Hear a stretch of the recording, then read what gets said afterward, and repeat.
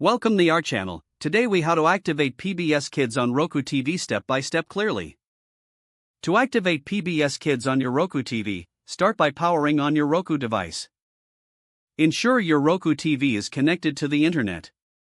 Navigate to the home screen by pressing the home button on your Roku remote.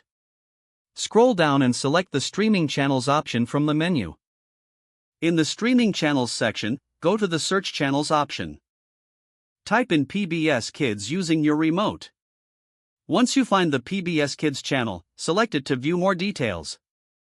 Click on the Add Channel button to install PBS Kids on your Roku TV.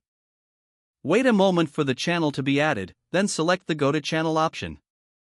PBS Kids will launch, and a screen will appear asking you to activate your device. Take note of the activation code displayed on your screen. Next, open a web browser on your computer or mobile device. Visit the PBS Kids channel activation website. Enter the activation code from your Roku TV into the provided field.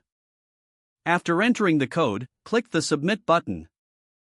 Log in with your PBS account, or create a new account if you don't have one. Once logged in, the activation process will complete automatically. Return to your Roku TV, where PBS Kids will refresh and become fully accessible. You are now ready to enjoy all the PBS Kids content on your Roku TV.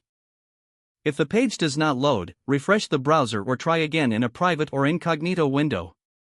Make sure you are using the correct email address, then retype it carefully to avoid small typos.